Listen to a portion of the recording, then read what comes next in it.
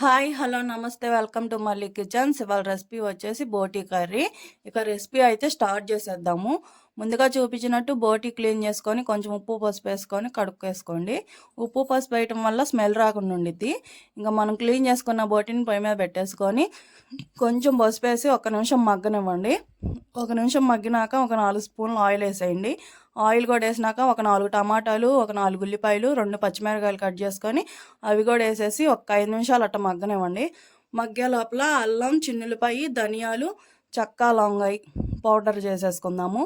ఉప్పు అయితే మనం ముందుగా వేసి కడుక్కున్నాం కాబట్టి ఎక్కువ పట్టదండి. కొంచెం ఉప్పు వేసుకోండి, చూసుకొని వేసుకోండి. ఉప్పు కూడా వేసేసినాక కారం వేసేసుకొని మళ్ళీ ఒక 5 నిమిషాలు అట్ట వదిలేసేయండి. 5 నిమిషాలు అయినాక మనం నూరు పెట్టుకున్నామే ముందుగా మసాలా, అది కూడా వేసేసేయండి. ఈ లోపల కొత్తిమీర, పుదీనాక కట్ చేసుకుందాము.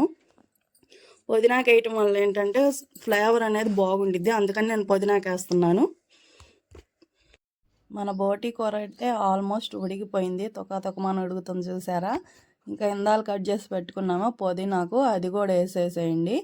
నేనైతే ఎక్కువ వేసుకుంటున్నాను. పుదీనాకు ఎక్కువ వేస్తే ఫ్లేవర్ బాగుండిద్ది అని చెప్పా కదా, అందుకని పుదీనాకు కూడా వేసినాక ఒక 5 నిమిషాలు అట్ట వదిలేసేయండి. ఇంకా ఆయిల్ పైకి వచ్చేసింది కాబట్టి ఉడికిపోయినట్టే మన కూర. లాస్ట్న కొత్తిమీర వేసేసి ఇంకా పొయ్యి ఆఫ్ చేసేయండి. ఇంకా మన బోటీ కూర అయితే రెడీ అయిపోయింది.